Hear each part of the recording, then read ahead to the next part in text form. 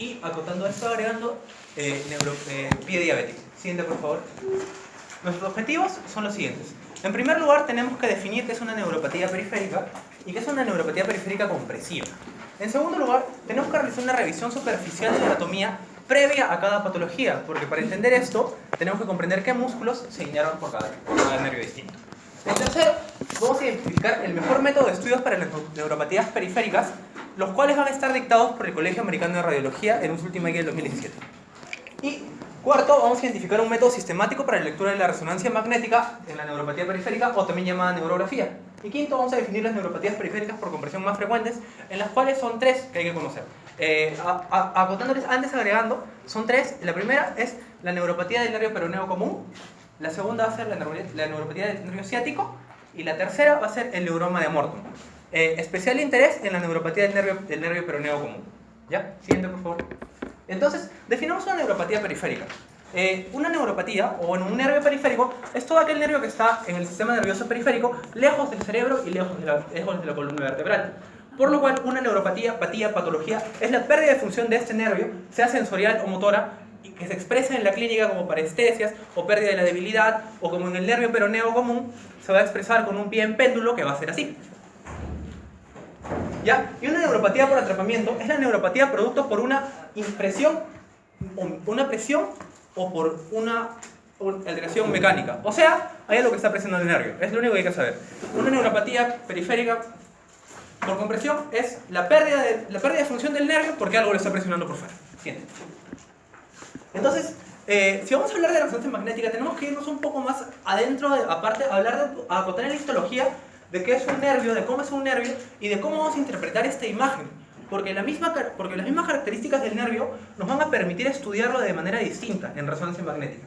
Entonces, tenemos un axón. Tenemos una neurona y tenemos el axón. El axón está descubierto y dependiendo si es una fibra A, B o C, va a tener distinta cantidad de mielina. Y si recordamos, la mielina está conformada por fosfolípidos. Y si recordamos otra vez, los fosfolípidos son grasa. Y si nos ponemos a pensar cómo es la grasa en una resonancia magnética, se va a ver hiperintensa.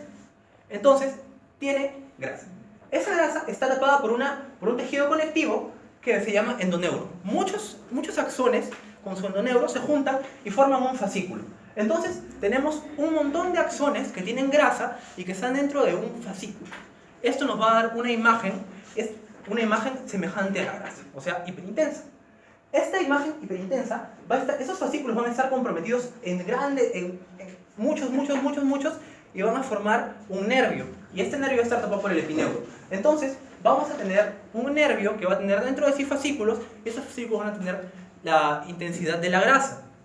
Y también tienen líquido y vasos dentro. Entonces, en una alteración, por ejemplo, en una injuria de estos inflamatoria, va a predominar el líquido encima de la grasa. Incluso vamos a poder saturar la grasa para diferenciar entre la arteria y el nervio. O sea, vamos a poder estudiar más a fondo. Por eso, la resonancia magnética es el método de elección. Siguiente, por favor.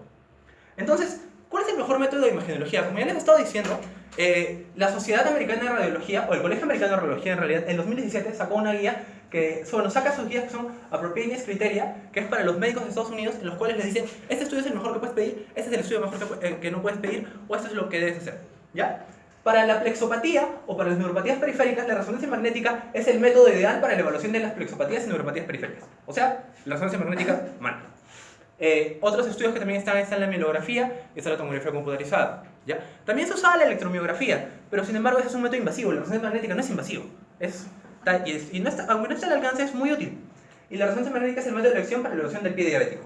En la guía del pie diabético se dice que todo paciente con una complicación del pie diabético, que puede ser una neuroosteoartropatía de Charcot, que es cuando el pie toma una manera distinta, o cuando hay una osteomielitis, debe realizarse una radiografía y una resonancia magnética. Sin embargo, la radiografía se demora mucho tiempo. Siguiente. Ahora. Y dime una cosa, disculpa.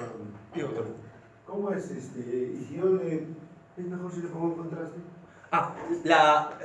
En resonancia magnética, es mejor si yo le pongo contraste o no es mejor. Ya, la guía refiere de que con o sin contraste es el gol estándar. Sin contraste es menos eficiente que con contraste, doctor. ¿El contraste es mejor? Sí. ¿Por qué?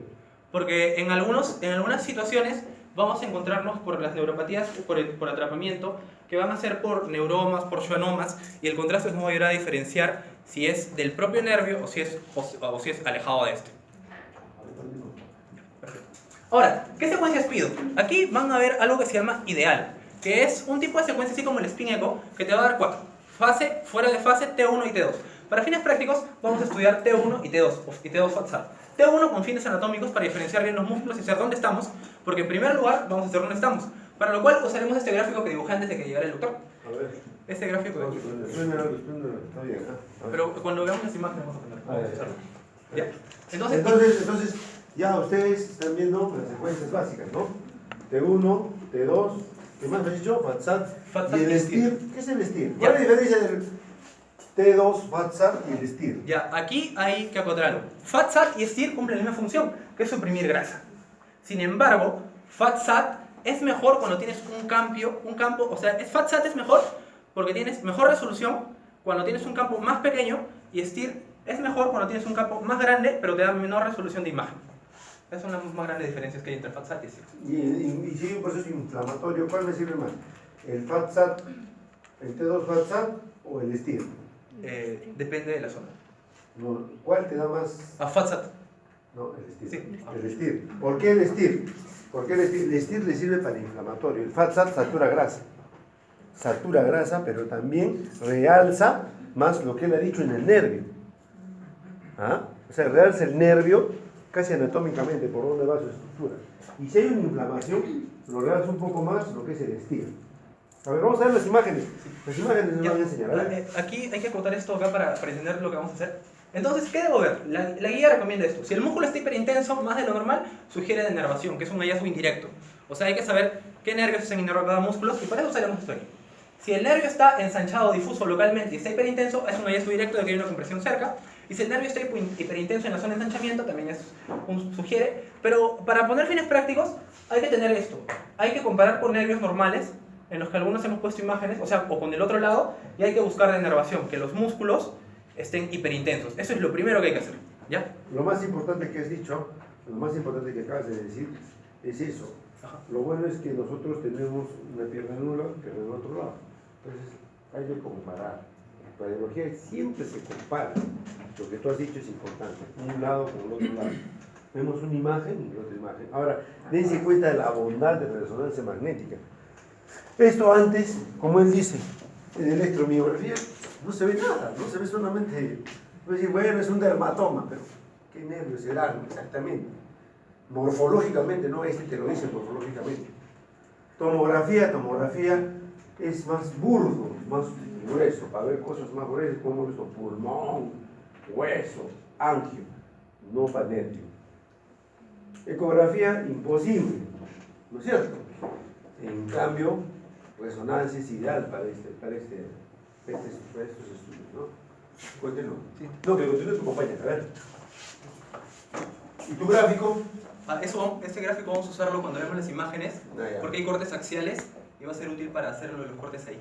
Vamos a ver, entonces, la señorita. Ya, vamos a empezar hablando primero del plexo lumbosacro. Este plexo me dice que se originaba de la L1 a la L4. Nunca sí. Sí. Ya, el plexo lumbosacro, como decíamos, se originaba de las ramas ventrales de la L1, L2, L3 y L4.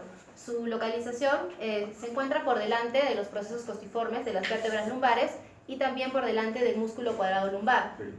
Me dice que se encuentra en el espesor de lo que vendría a ser el músculo psoas mayor, y de ahí va a emitir sus ramas, ya sea por el borde lateral, el borde medial o a través de este. Sus ramas vendrían a ser el nervio iliohipogástrico a nivel de la L1, también el nervio ilioinguinal, también a nivel de la L1, que provenía de esta raíz, el genitofemoral del L1 al L2, también el femorocutáneo lateral, que provenía del L2 al L3, y el femoral de la L2, L3, L4, y el obturador, que también provenía del L2, L3 y L4.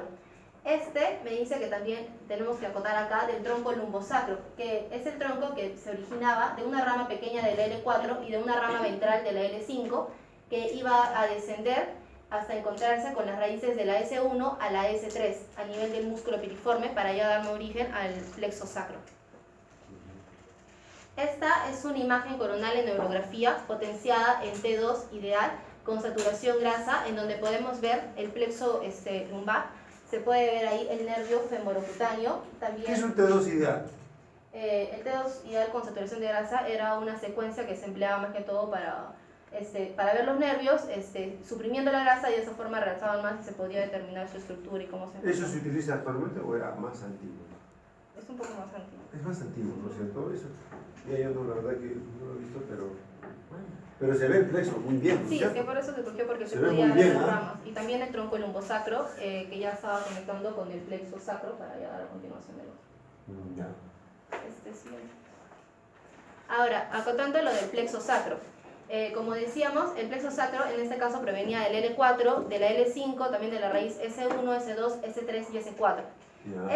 Estos nervios que conformaban el plexo se iban a unir como en forma de asas hasta encontrar un vértice en donde se unían con el nervio ciático, y de ahí salían a través del foramen ciático mayor. Ahí se podía encontrar el nervio, bueno, Es el nervio ciático. es el nervio ciático Yo mayor. no lo he cortado, pero es así. Claro, es el ciático. Ahora, dense cuenta que esta es una de las patologías frecuentes. ¿Quién no, no? Si a tal, ¿quién no? Sus padres, sus abuelos, ¿quién? O nosotros mismos. Ahora, ¿nos serviría la resonancia, doctora? No. Sí, sí, verdad. Por supuesto. Nos va a servir todo el trayecto. Si está lesionado o no está lesionado. O sea, la resonancia en músculo esquelético y en hueso, en músculos es... Vamos a verlos, vamos a ver imágenes. Sí. Paso. Ahí está. Esta, A ver. ¿Qué imagen es esta? acá es una neurografía en una vista axial en donde en T1, porque solamente estoy viendo estructura anatómica normal, donde veo las raíces normales de la pelvis. El primero que se ve, la primera señalización, es el tronco lumbosacro, por lo tanto el que está abajo es el S1, la raíz del S1, el S2, y acá ya se encuentra el S3. Es más que todo para ver el plexo sacro. Anatomía. La anatomía normal del plexo sacro. Imagínense, anatomía en tomo. Fino. A ver, siguiente. Y ya hablando un poco de lo que vendrían a ser las neuropatías específicas. Primero, hablando más que todo de la neuropatía por trauma. Las neuropatías por traumas generalmente se daban por un tipo de laceración o comprensión durante un traumatismo. También se podían deber a las fracturas o por una comprensión por hematoma. En este caso se está viendo una imagen... Comparación, ¿ah? Comparen, un lado con el otro usted. Esta es una imagen axial de la neurografía, pero que se encuentra potenciada en T2 suprimida de grasa. Está señalándose lo que vendría a ser la raíz sacra derecha a nivel de la S1, que se puede ver que es mucho más hiperintensa en comparación con la S1 izquierda, y eso me demuestra que hay un tipo de lesión, una señalización directa a un tipo de lesión nerviosa. La flecha blanca, ¿qué te está señalando? Es la raíz sacra, es la raíz S1 sacra. que es ¿Y hiperintensa. la raíz negra? Es una región hiperintensa lineal que me corresponde a la fractura. Ya. Y en el otro lado, ¿la podría ver la raíz sacra? ¿Se ve? Es que no, porque en ese caso solamente se está poniendo hiperintensa la que está lesionada. Ah. ¿No? Mire, ¿sí se ve o no se ve? ¿Se ve o no se ve? Y estamos viendo una raíz del plexo sacro. Habría que, si nosotros quisiéramos, habría que disecarlo al paciente para ver eso. Sin embargo, en las imágenes, ¿cómo se ve? Y hasta la fractura, ¿no? Claro que la fractura, yo podría estudiarla mejor con mi rayos X. Sí, ¿no es cierto? Sí, se ve. Y si quiero ser más fino, también le puedo tomar tomografía mucho mejor, ¿no? Pero eso es para cosas forenses, ¿no? En cambio, para el nervio, pues eso. Ya, ¿qué más? En la siguiente se puede ver neuropatías por procesos inflamatorios.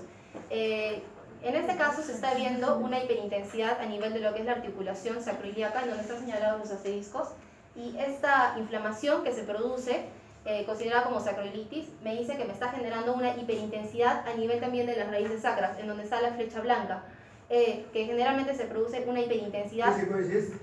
Esta es una imagen axial en neurografía potenciada en T2 con supresión de grasa. La T2 era más que todo para ver cuando había un cuadro patológico a nivel del nervio, por eso más que todo la mayoría eran T2. Ya. Pero es claro, ¿no? Es inflamatorio. A ver, anterior, por favor. Es una imagen en corte axial en la cual estamos evidenciando si es saturación grasa, la médula ósea es de color, es grasa, ¿no es cierto? Y la saturamos, ¿o no? Se satura la grasa, se hace hipointensa, ¿no? Y esto debería ser hipointenso, ¿no es cierto? Sin embargo, realza. a la saturación grasa. Significa que hay un proceso inflamatorio, ¿sí o sí? ¿O no? ¿No es cierto? Y siempre miren cómo se ve, ¿no? El nervio, y no debería verse, ¿no? No debería verse. La siguiente. Ya. En neuropatías por tumores, primero hay que considerar que los tumores más comunes a nivel de los nervios son los tumores de la vaina neural, que son generalmente benignos y estaban entre ellos los neurofibromas y los schwannomas. En este caso, los neurofibromas y el otro son bastante similares. Comparten un signo que es el signo de Target, que era una masa hipointensa que se encontraba rodeada por una masa hiperintensa. En esta imagen se está viendo una imagen axial de neurografía en T2 suprimida de grasa, en donde se puede... ¿A qué nivel, señorita? Está a nivel de la S1, S2. Porque esta masa que se... Es corte axial, ¿no? Es corte axial. Esa masa... ¿Es el útero? ¿Ah? ¿El útero? ¿Se ve el útero o no se ve el útero? Ahí se ve la vejiga. ¿Es el útero? No se la ¿Es vejiga, vejiga? es la vejiga. ¿El útero dónde está? Esa es la foto. Adelante. ¿El endometrio se ve o no se ve? Sí, ¿Sí? ¿Se ve? sí se ve. Es que estás viendo muy cerca de acá que yo digo. Una boquita, sí, la boquita. Está fácil, ¿cierto? Mira, acá no se ve mucho. Si el paso más atrás, debes saber. ¿No? Entonces, el nervio es este, ¿no? Esa es la raíz sacra normal, al lado de la raíz sacra que Miren, está no. tremenda lesión. Ahora, otra cosa que diferenciaba el neurofibroma del schwannoma era que el neurofibroma se encontraba en el eje del nervio. Por lo tanto, cuando tú querías, por ejemplo, hacer una intervención quirúrgica, con el neurofibroma había problemas, mientras que en el schwannoma, como se encontraba excéntrico, sí se podía extirpar. Pero son benignos, ¿no es cierto? Claro, son benignos. Siguiente. ¿Y eso qué es? Es la señal. Como decía hace rato mi compañero, para detectar si había lesión, una señal directa y una señal indirecta. En este caso estamos viendo señal indirecta por denervación. Se puede ver un incremento de la intensidad de la señal a nivel muscular. Hay una hiperintensidad. ¿A qué nivel es el corte? Ese es a nivel de la pierna. De la pierna. Es un O sea, corte axial. ¿abajo? Ajá. Ahí está. Acá en el gráfico está el corte.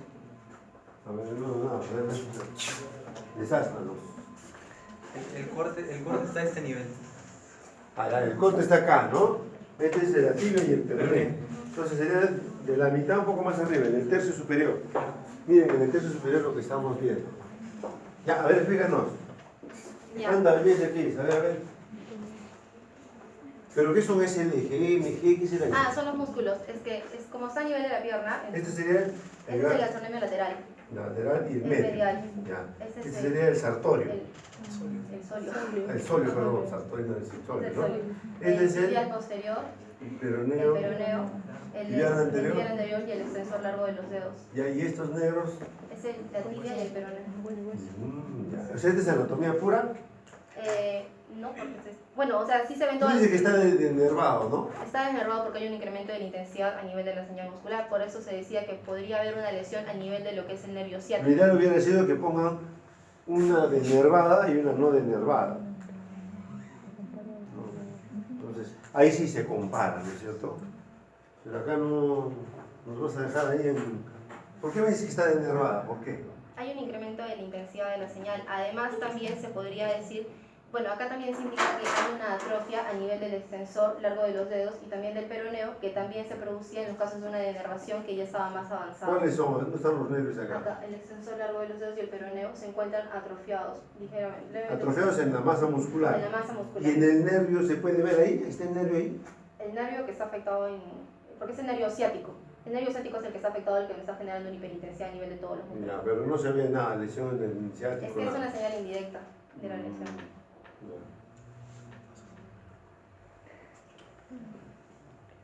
Ahora ya hablando un poco de lo que son los nervios, primero hablando del nervio femoral, cuyo origen se daba a nivel de la L2, de la L3 y de la L4. Este nervio femoral inervaba el músculo psoas mayor y pasaba atravesando el ligamento inguinal en donde... Ya, sí. En donde producía sus divisiones, una división anterior y una división posterior. La división anterior inervaba lo que era el músculo sartorio y el músculo pectíneo, y ya la división posterior al músculo cuádriceps, que estaba compuesto por el vasto medial, el vasto lateral, el vasto intermedio y también por el recto femoral. Esta imagen que se ve acá es una imagen de resonancia magnética axial, pero potencialmente uno axial porque solamente queremos ver la anatomía del nervio femoral, que se encuentra en donde está indicada la flecha. Es pequeñito, ¿no? Ajá, es pequeñito. Y se encuentra bastante pegado a lo que es el músculo iliopsoas. Ya, Se encuentra ese nivel. ya. Siguiente. Esta también es una condición patológica por denervación. Ya. Una señalización indirecta que está produciendo un daño a nivel del nervio femoral. Está bien la exposición, pero les ha faltado siempre colocar el que estará bien el otro lado, ¿no? Ese está bien. Y no, o sea, ponerlo uno acá y el otro acá, ¿no? Entonces es más fácil. Pero ahí el que solo está denervado es el músculo cuádriceps. Porque ¿Y se nota? Ahí está la diferencia. ¿Y se nota? ¿Qué dicen ustedes? ¿Se ve? No, sí se ve, como que no se ve. Muy intenso el cuádriceps. Los bastos. Y míralos acá cómo están, ¿no? Tiene otra intensidad, ¿sí? En esta imagen sí se puede ver, ¿no es cierto? ¿O no se ve? Sí se ve, ¿no? Entonces se ve más intenso. Porque tengo los cuadríceps. ¿Sí? Sí se ve, ¿no es cierto? Clarísimo. Está bonito. Está bonito. Lo que tiene que rememorar, ¿no? Imagínate eso, ¿no? Que rápidamente el diagnóstico fino y lo partido celular. Solo con esa imagen. ¿Y es con FATSAT o es sin FATSAT, señorita? Es FATSAT, está suprimida la Es grasa. FATSAT, está la grasa, está tipo intensa, ¿no es cierto? Continúa, Javier. Ahora vamos a hablar del nervio obturador. El nervio obturador va a salir de L2, L3 y L4 y va a cumplir una función. Va a inervar a los músculos que le permiten hacer aducción, en el cual está el aductor mayor, el aductor largo, el obturador mismo y el pequeño. Entonces, en esta imagen, estas imágenes están en T1 con la finalidad de que nos permitan el nervio obturador. Aquí en T1, si vemos bien, vamos a ver una línea delimitada aquí y este pequeño va a ser el nervio obturador que pasa a través del agujero obturador que está en el hueso ilíaco, bueno, en el hueso coxal, en la porción del isquio. Siguiente, por favor. Ya. Aquí hay otra imagen del nervio ciático. Esta es una imagen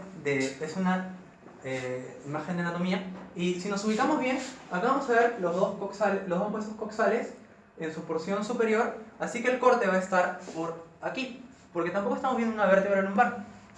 Estamos viendo aquí salir al nervio ciático. Es muy intenso. Siguiente. No hay mucho que decir. Aquí está.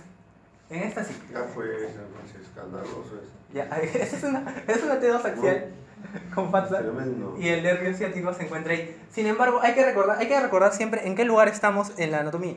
Porque si vemos ahí, aquí está el fémur y el corte va a estar más abajo entonces.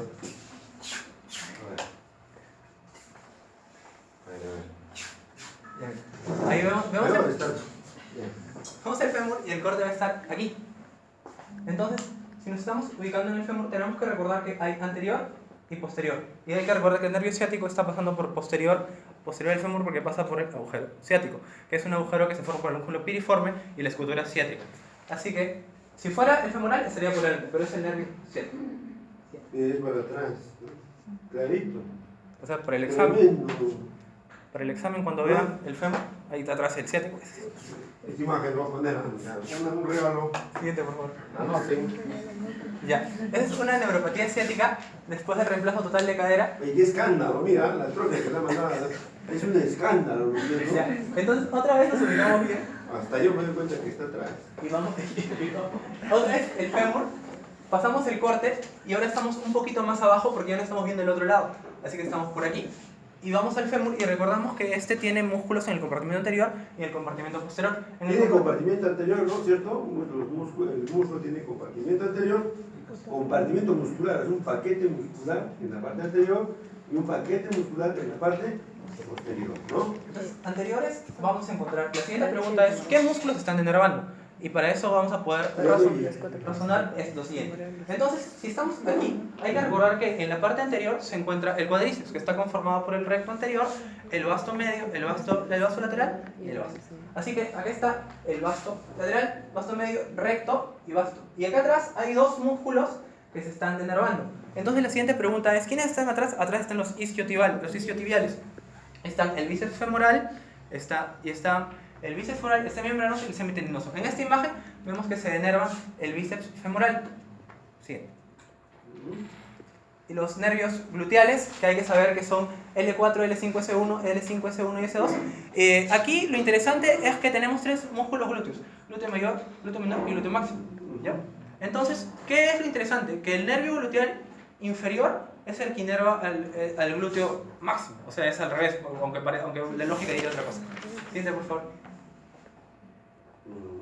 Aquí otra vez, nervio glúteo superior con una neuropatía secundaria a la sacroilitis bilateral. Recordemos que la sacroilitis es una inflamación de la articulación sacroiliaca, que vamos a ver aquí también por la hiperintensidad que se está marcando. ¿Qué les parece esa imagen? Perdón, ¿qué les parece esa imagen, no? Miren qué bonito se ve la inflamación y el otro con saturación grasa, ¿no? Y en la imagen de acá, ¿qué se ve acá? Explícanos. Ya. Aquí estamos en un corte coronal. ¿Qué son las estrellitas? Las estrellitas están marcando las articulaciones sacroiliacas. Recordemos que si lo vemos aquí, estaríamos viendo esta zona de acá. Entonces, estamos viendo el sacro, que es la estrellita estaría acá, la otra estrellita acá, y la otra acá, y la otra acá. Ya. Así que estamos viendo una inflamación a predominio del lado derecho, pero que también abarca el lado izquierdo. Y si vemos el grosor del nervio un poquito más atrás, estamos viendo que el nervio del lado derecho presenta una mayor intensidad que el otro, por la sacroilitis secundaria. La lesión más es del lado izquierdo o del derecho. El derecho está más hiperintenso, lo que sugiere. Ajá. Ya, pero acá en esta acá está mal la articulación. Mira, mira, lo que acá hay que destacar en esta imagen, ¿no? O sea, hay líquido, ¿no? El líquido articular se ve hiperintenso. Pero acá está mucho más, ¿no? Mucho más abierto, y hay alteraciones ya del hueso también. El hueso está inflamado por el desgaste, ¿no es cierto? Entonces, clarísimo. Bueno, aquí otra vez vemos otro corte que puede parecer feo, pero lo primero que hay que hacer es otra vez ubicarnos en nuestro plano y hacer el corte. Estamos viendo aquí otra vez el hueso coxal, así que el plano, pero no estamos viendo en realidad una lumbar, así que el plano está por acá.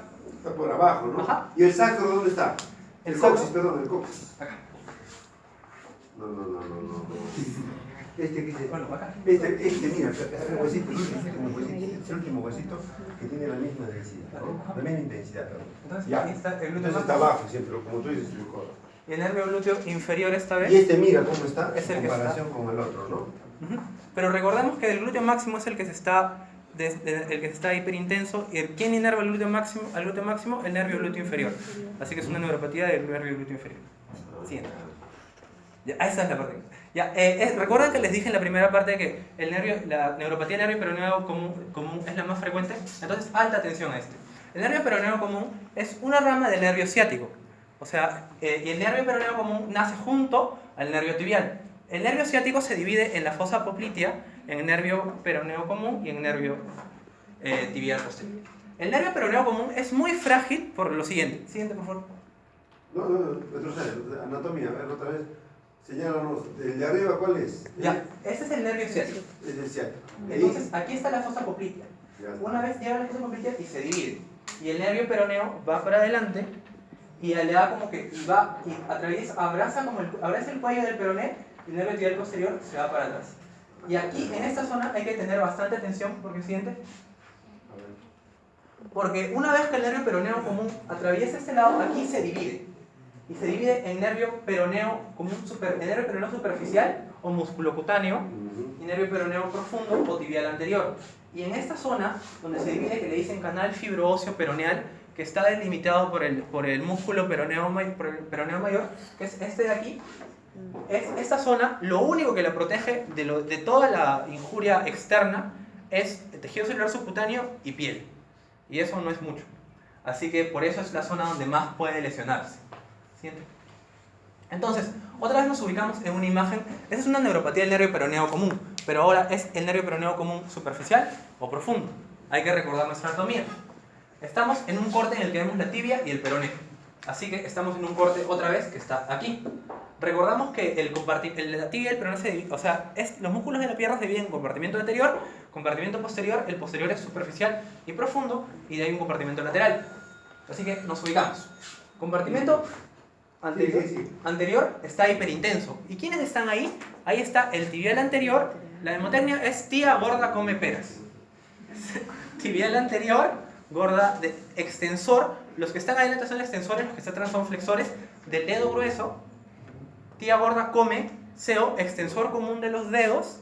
Y peras es el peroneo mayor. Recuerdan que el peroneo mayor está por aquí y es una cosita ahí y es donde pasa el nervio peroneo.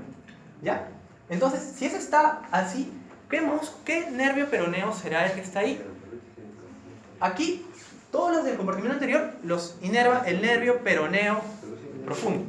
Y el nervio peroneo superficial inerva los que están aquí, que es el peroneo largo y el peroneo corto.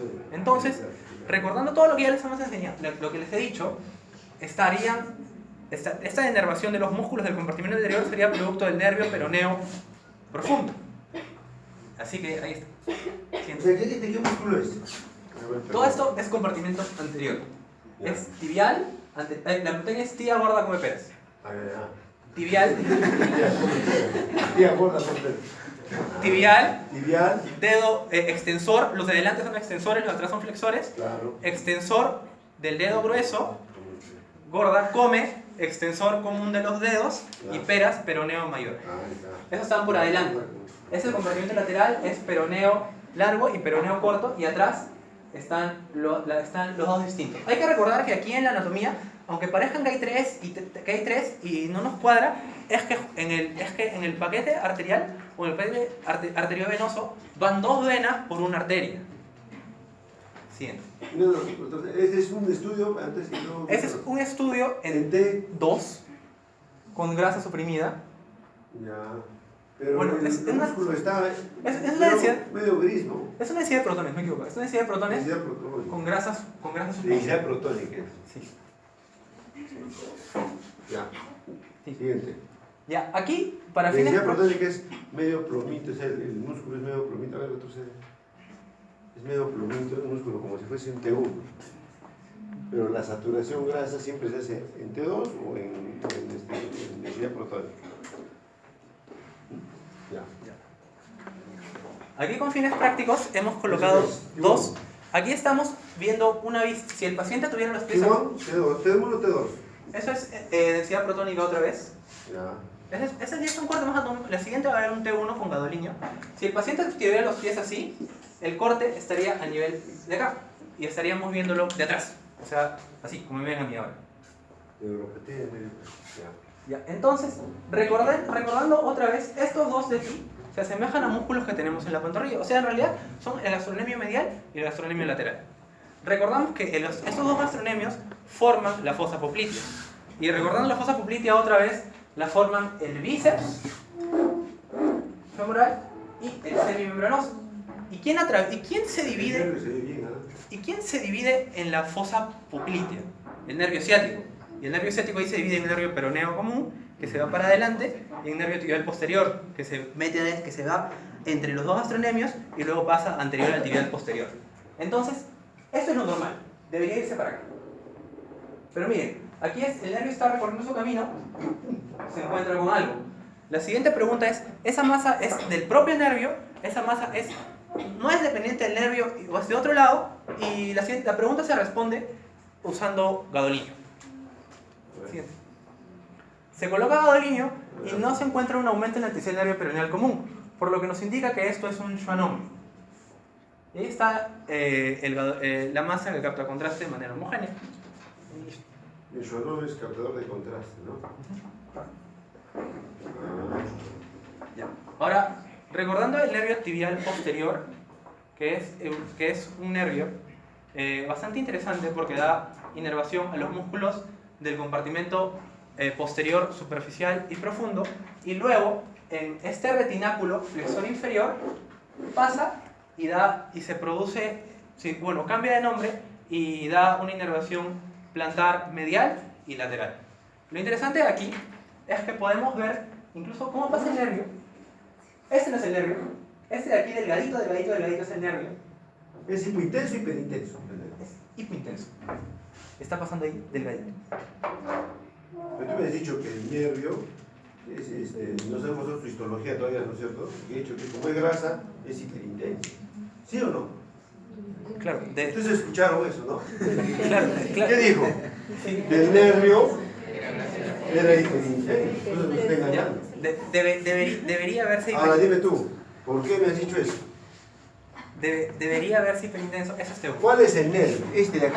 El más delgadito que ve usted ahí. Ya, pero es hipointenso, ¿no es Ese es cierto? hipointenso. Ya, entonces, Aquí depende también del grosor del nervio y o sea, del grosor del nervio en realidad. ¿este qué estudio es? Es una resonancia magnética en un corte sagital en T1.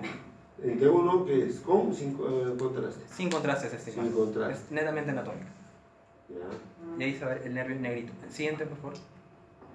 Y aquí, otra vez deberíamos ver el nervio, pero vemos otra masa, que tiene un signo como de una bolita, lo que nos indica que es un tumor del mismo nervio tibial, pero que es propio del nervio tibial.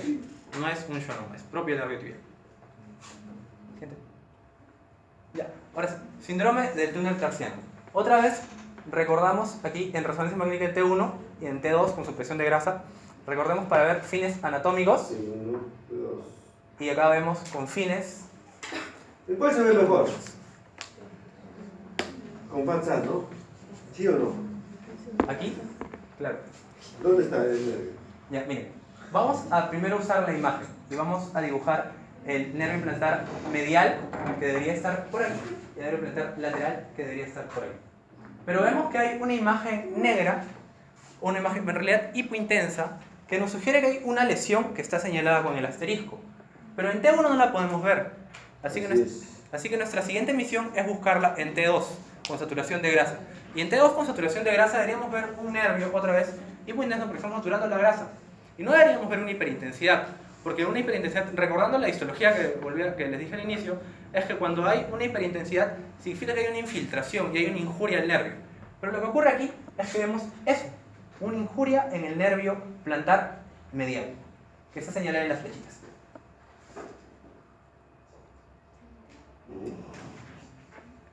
Ya, ese es el neuroma de Morton, que en realidad Es muy frecuente, ¿eh? Hasta en ecografía te lo piden. Yo que trabajaba en Solidaridad, he trabajado en el hospital, piden el neuroma de Morton. Bastante, y hay. Es bien frecuente, ¿no? Miren cómo se ven en el hueso, a ver. Ya. Fíjanos, ¿qué es el neuroma de Morton? El neuroma de Morton es un área de fibrosis perineural, o sea, hay una fibrosis en el nervio. Es sintomática alrededor de los nervios plantares digitales y no es neoplásica a pesar de que sea un neuroma. Y no representa un verdadero neuroma. Entonces es una fibrosis. Y en T1 vamos a verla hipointensa. Y en T2, con supresión de grasa, vamos a verla hiperintensa porque también debe haber un infiltrado y un edema. Por lo que hay aumento de líquido. Porque si fuera un nervio normal, se vería totalmente negro o hipointenso. Ahí está el neuroma y el neuroma muerto. Ya. Tu compañera, por favor. Ahora, hablando un poco del pie diabético, me dice, cuando hay un tipo de lesión en el pie, en un diabético que presenta... Hemos hecho el pie diabético porque el pie diabético va a verlo bastante. Diario, a nosotros para que amputen los pies nos piden Doppler. Pie diabético. Pero el Doppler, por lo mismo que tú llegas al Doppler, de por sí el pie diabético tiene baja vascularidad. No es, no, o sea, tú puedes seguirle hasta la zona poplitea. De ahí para abajo, que sigas el recorrido o el realce, difícil. ¿Por qué? Porque uno, el músculo del diabético está atrofiado. Segundo, hay neuropatía. Tercero, baja vascularidad. O sea, para que lo estudies, es recontra difícil, ¿no? Y en resonancia magnética van a verlo. Ahí sí se puede distinguir claramente un pie diabético, a dónde va, cómo se ha atrofiado, nuevamente esa patología. A ver. Ya, cuando hablamos de pie diabético, primero tendríamos que diferenciar la osteomielitis y también la neuroosteoartropatía de Charcot. Cuando hablan de osteomielitis, la osteomielitis es la gran simuladora. Simula tumores, simula lesiones, todo simula. Esas las damas, no nos engañan siempre. Simula. Cuando te casas hay que pegar. Ya, la gran simuladora, la osteomielitis. Ya, hablando primero de la osteomielitis y su diferencia con la del Charcot. Primero, la osteomielitis, su localización generalmente es en el antepié o en el retropié. En el retropié a nivel del calcáneo, en su parte plantar, y en el antepié a nivel de las articulaciones metatarsianas. Está asociada a lo que es una úlcera o una lesión a nivel del tejido conectivo subcutáneo. Y me dice que generalmente en donde está esta úlcera hay un edema que se está formando a nivel del hueso. Porque la osteomielitis es una infección ósea que se está produciendo por una propagación de esta úlcera. Ahora, cuando hablamos de la de Charcot, que generalmente se da en el medio pie, me dice que es un edema más que todo difuso, no presenta ningún tipo de lesión a nivel de la piel y era más que todo se presentaba un edema a nivel de la médula subcondral. Ya. O sea, la lesión de Charcot, ¿por qué es? ¿Qué es la lesión de Charcot? Es una... Para que nos quede bien. Ahí es un tipo de... primero acá hablamos más que todo de alteración a nivel de las articulaciones. En Charcot. En Charcot. ¿Y en EPD y en osteomielitis? Era una infección a nivel óseo. Una infección que compromete partes planas, ¿no? Porque hay una presencia de úlcera. En la de Charcot no hay lesión a nivel de lo que es la piel. Ya, continuemos. En este caso estamos viendo una osteomielitis. No a la radiografía. No, radiografía no. En las primeras semanas la radiografía no va a enseñarnos la lesión. Por eso no va a pasar. En cambio, rezo, sí. El momento, ajá. A ver, continúa. Acá primero se ve, estas son las imágenes de un paciente con osteomielitis y se puede ver en donde está la flecha roja una lesión que se está dando a nivel del tejido y en la flecha azul se ve el edema que se encuentra asociado a la lesión. Generalmente es una lesión a nivel de la piel y ahí está el edema. Es lo que lo diferenciaba en Charcot, que el edema se podía dar de una forma más difusa. En el STIR se veía hiperintenso, en el T1 sin gadolinio se veía hipointenso y con gadolinio y se podía ver los rebordes más delimitados a nivel de lo que se ve. Hiperintenso. Hiperintenso. Ya, a ver, vamos a ver. Siguiente. En El pie de Charcot, ¿qué es? Acá lo que decía, ¿Dónde está? Está a nivel de lo que es en la articulación metatarsiana, a nivel del medio pie. Se podía ver el edema medular subcondral. En T1, ¿qué vemos? Acá se ve el edema, pero como esa no tiene gadolinio, me dice que se ve hipointenso, está difuso. Ya. En el gadolinio realza, ¿no? está realzando lo que es el edema. ¿Y en el STIR? Todo lo que también, dice. Oye, pero realza más, ¿ah? Por eso, el STIR es mejor que el gadolinio. El STIR siempre es inflamación, realza más. Ya. Y acá está para comparar el pie Y normal. esa es la anatomía. Es la anatomía. Bonito. El T1 el T1 siempre es anatómico, ¿no? La anatomía que es igual que nuestros netes. Siguiente. Se acabó. Ya, muy bien. Bueno, hay que felicitar a este grupo. Es diferente